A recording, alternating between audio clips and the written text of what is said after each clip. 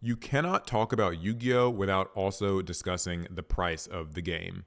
Hey guys, Paul here. Welcome back to APS Amplifier, the secondary APS channel where instead of just playing Yu-Gi-Oh, we talk about Yu-Gi-Oh. And today I wanted to talk about the inseparability of discussing Yu-Gi-Oh card design, game balance, formats, tournaments, and talking about its pricing and accessibility because this is a thing that affects a lot of players.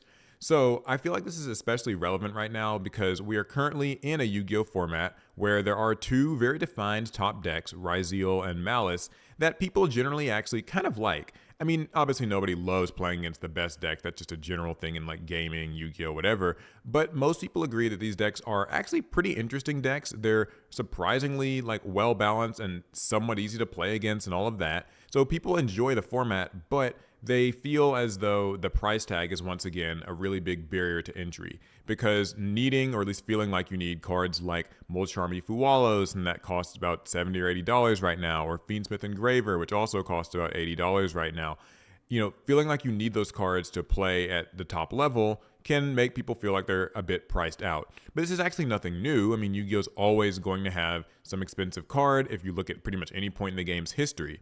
And it also was sort of relevant to me because I made a video the other week about the loss of the mid-core Yu-Gi-Oh player. A lot of people ended up liking it and resonating with it. A lot of people reacted to it. I was watching some people's reactions, and one of the reaction videos that I was watching was from Joshua Schmidt, a top-level Yu-Gi-Oh player from Europe. He reacted to the video, and towards the end, he was kind of discussing just a lot of the circular nature of Yu-Gi-Oh discourse, the way that, we're always sort of complaining about ban lists or this or that. And one of the things that he cited was the way that sometimes it's difficult to discuss competitive Yu-Gi-Oh or card design or game mechanics or interactions without somebody piping in about the price of the game. I can't afford the certain card, and that's a problem for me. That's sort of why I'm not able to enjoy Yu-Gi-Oh. And he sort of was a bit exasperated by this. It was also something that a lot of people in his chat were saying was like, well, that's part of the problem, right? Like this game is expensive and can be inaccessible. And so that was just a bit of an interesting tug of war, and it made me want to make this video. So to just address the elephant in the room, Yu-Gi-Oh is an expensive game, if you want to compete at least. Obviously, you can build Yu-Gi-Oh decks for extremely cheap, and nobody's forcing you to buy expensive cards. But on the other hand, if you do want to play at the top level, if you want to go to regionals and you want to go to YCS events, then price is going to become a factor. And I would say that it's just always been that way and going to be that way. Players are the ones playing this game, and the cards have price tags, and so even if it would be nice to be able to talk about cards just, the way that they're designed, just the way that they interact, and just focus on, solving the format, best preparing for events, you can't remove price from that equation because I feel like that's sort of a lived Yu-Gi-Oh experience, and one that I see so often. So many people, myself included, just kind of can't afford to play the game sometimes, or don't want to spend the money to play the game sometimes, even if they can afford it. So for instance, I made the examples of like the Molcharmy cards or the Fiendsmith cards, but we've had periods of time where even more baseline staples than that, like pot cards, I think of Pot of Prosperity or Pot of Extravagance, or other just general staples like a Lightning Storm or Forbidden Droplets type of card, is just barred from play. And I think there's an ideal world where, we can just discuss cards on their design and their merits alone. We discuss how powerful something like SP Little Knight is, or how strong a deck Snake Eye might have been last year, or how strong Ryzeal or Malice are today, and we just ignore the price of them. But I feel that price tags affect so much of the discourse, both like in a practical way and also just in sort of a sentimental way for people. So just talking about the practical effects of card prices. Because, cards are printed in different rarities like secret rare and stuff, there's always going to be cards that are high rarity and difficult to get. We know Konami's kind of aware of this. It seems like they typically print the best cards as secret rare. Sometimes there's exceptions. This is old news. But these are going to usually be the cards that they're pricey, and they're just less, like there's just less of them. And so if you go to locals or you go to a regional or you're planning to go to YCS, these price tags will affect like how likely it is that you encounter certain cards. If you are playing at locals, it's probably less likely that every single person has a Fiendsmith engine. And if you go to regionals, it might vary from place to place. A regional in a place like Texas or California, those are some really strong Yu-Gi-Oh scenes, and there are other states that have them too. It's very much expected that like people are going to kind of have the best cards. But I've also gone to regionals in areas where I know that that's not as much the case. Like people just maybe aren't as affluent or just as like committed to the competitive thing in a certain area. And so for that reason, they are maybe less likely to play some of these powerful cards, or it's less likely that every single person in the room has a Fiendsmith Engraver. And so, that could affect my own preparation for the event and my own expectations around the opponents that I face. And certainly if you're going to a YCS, no matter what, you should just, it stands to reason by default that your opponent has access to cards like Mold Charmies, because they would not be going to this event if they did not have some that they could borrow or something like that. There's also sort of a more sentimental thing where I think that the price of cards influences people's feelings around game balance, whether they might be true or not. So for instance, a card that comes to mind for me is maybe something like Evenly Matched. This card came out in, I want to say late 2017, if I'm remembering correctly, and it's been controversial because it's a very powerful card, or at least was on release. But I think a lot of people's sort of dislike or distaste for it was also because it was a secret rare card and had a really high price tag of like $80, $90, $100, something like that at the time. And so sometimes people's opinions of cards are sort of shifted just because they can't afford them. People are suddenly a lot more okay with Infinite Impermanence or Borrelsword Dragon or Pot of Prosperity, because these are cards that are useful for their deck, but now that they can afford them, people don't dislike the card so much. I'm not saying that's right or wrong. I think in fact it's kind of justified, right? Like if your deck is inconsistent because it's maybe a lower tier deck or something, and Pot of Prosperity helps improve the consistency, but Pot of Prosperity costs $100 and it feels like your deck is only really truly turned on and truly viable when it has access to this card, then yeah, you would almost just start to view Pot of Prosperity itself as a card in just this almost negative light. It's associated with negative emotions. It kind of brings up the thought of like, Konami caused this problem and all of, the best players can afford it because they're all rich and I can't have it. And so, that definitely comes up. This is even a thing for me. Like I know I might seem like I'm just this Yu-Gi-Tuber who has access to every single one of the best cards. Not the case. When I don't want to spend money on a card, I just don't buy it. I don't have a Fiendsmith engine because I don't feel like spending that much money on the cards. And, different people will have different levels of accessibility to cards. I know that for competitive players, I think part of the reason why they might sort of not care as much about this card price thing is because they are going to get these cards either way. A top player might be sponsored by their card shop or their competitive team, or they just might have a circle of people that they can borrow these cards from if they're going to a certain event, like this person's not going or they're not going to be playing in the main event. They can borrow their cards and they have those connections. And so for them, it was never a question of like, am I going to have Mold Charmies for this event? Or am I going to have, the deck core that I need for this event or this certain staple? That was always a given. So for them, they are able to focus more of their efforts on sheer preparation, sheer play testing, theory crafting, and all of that. And meanwhile, you have a casual base of players who feel kind of left out of that because maybe they wanted to have SP Little Knight, back a year ago before it was reprinted, or they wanted to have that Pot of Prosperity I gave in the example before. And, there's also this concept of budget replacements that has been sort of a big thing, especially in YugiTube in years past, maybe not as much anymore. There'd always be like, you can make this video of like, here's 10 budget replacements that you can use in place of like these expensive cards. Like instead of playing, I remember Pot of Desires when it first came out and was like $80 or something. It was like, instead of playing Pot of Desires, you can play Upstart Goblin, let's say.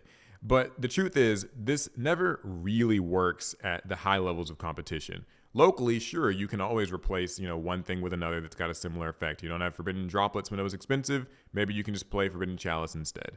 But the thing is, the way that Konami designs cards is such that the expensive new thing is always going to kind of be better than the budget replacement. That's kind of why one's expensive and like why one's budget, right? An example I like to give is Lightning Storm. When that came out, it kind of offered the benefits of Harpy's Feather Duster and Raigeki. And you could argue that, technically speaking, Harpy's Feather Duster has like a better spell trap destruction effect than Lightning Storm does because you can just use it any time. And Raigeki has a better monster destroying effect than Lightning Storm does because it destroys all the monsters, not like attack position ones or whatever.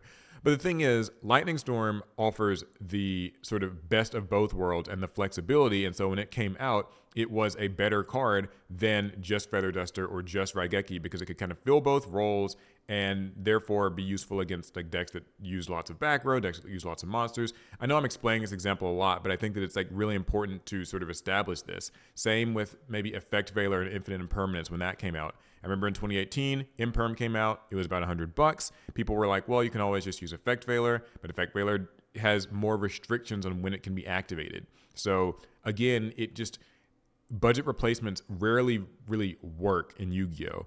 And I think that this also means that, or another point I wanted to make actually, you can see this in the interest that people have in new products, because whenever new like sets come out, two things will come up. If it's a mainline set, the big question is, what are the rarities of the cards? We typically know what's in the set already in these mainline sets because of OCG reveals.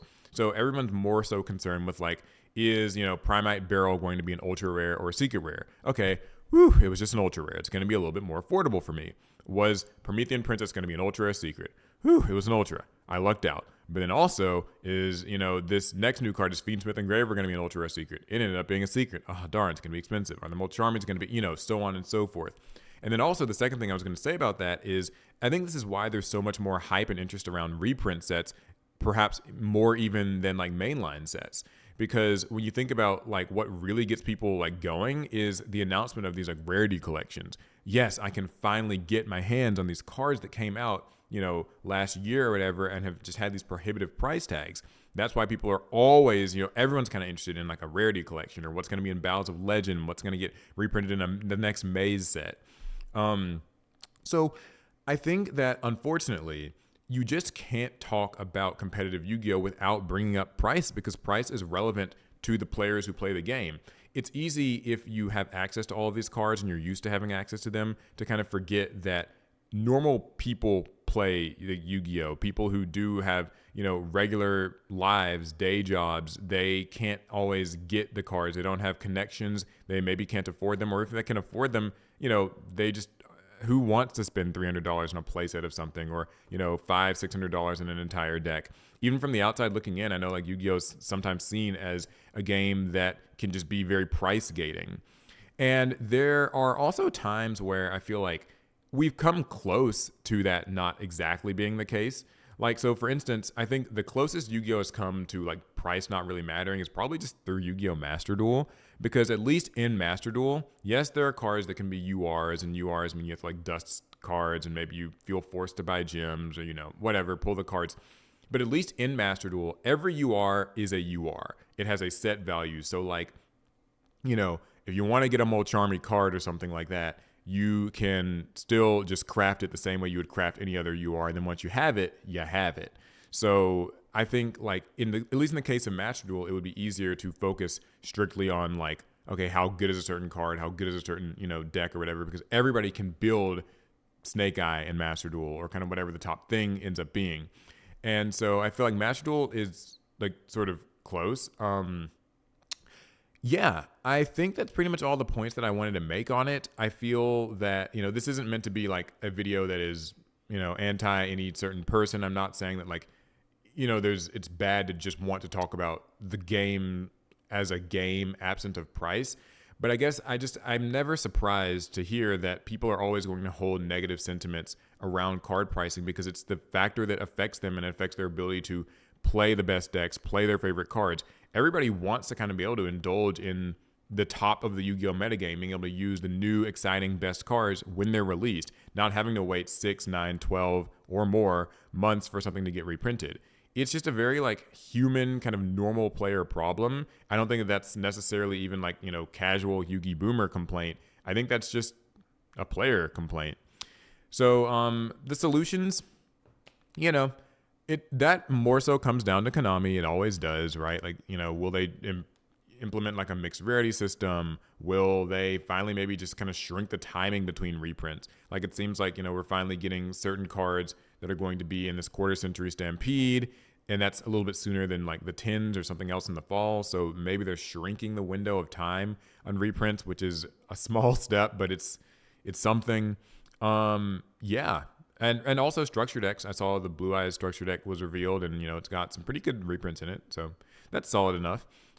Yeah, I want to hear what you guys have to say about this. I know I went on a little bit longer than I usually do, but I'm trying to make more of these talking videos because, hey, they seem like they're really popular. You know, people like to react to them, so that's something. Show this to your favorite streamer, have them react to it, or whatever. But also just weigh in with your thoughts and your experiences. Do you feel like Yu-Gi-Oh is a game that you can sort of divorce from its price tag? And maybe what are your own experiences with like affording cards? Like, do you have a certain are you willing to like buy the best thing when it first comes out because you want to play it then and there and you derive your value from play?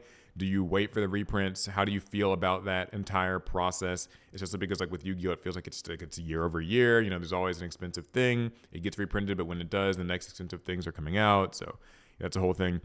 Yeah. Okay, I have gone on long enough though, so let me know what you guys think down below in the comments, and also subscribe to APS Amplifier if you don't mind. We're almost at 100,000 subscribers on this channel, so I would really appreciate it. And yeah, I'll see you guys in the next one. Pass turn.